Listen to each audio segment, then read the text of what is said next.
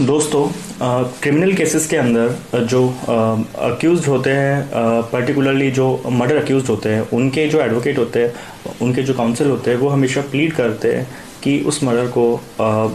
एक culpable homicide not amounting to murder दिखाया जाए, क्योंकि उसकी पनिशमेंट हमेशा मर्डर की पनिशमेंट से कम होती है। हाल ही में सुप्रीम कोर्ट ने अपने एक फ़ैसले जिसका नाम था Anil Kumar versus state of Kerala, उसके अंदर अनिल कुमार अपेलेंट की जो प्लीडिंग थी कि उन्हें एक्सेप्शन 4 सेक्शन 300 के एक्सेप्शन 4 के अंदर कंसिडर किया जाए और उनकी वाइफ के उनके ऊपर जो चार्जेस लगे थे अपनी वाइफ के मर्डर के, उसे culpable homicide not amounting to murder में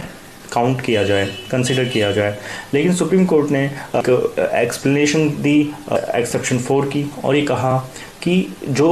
मर्डर है, जो एक्ट है, वो विदाउट प्री मीडिएशन होना चाहिए और एक sudden moment of heat of passion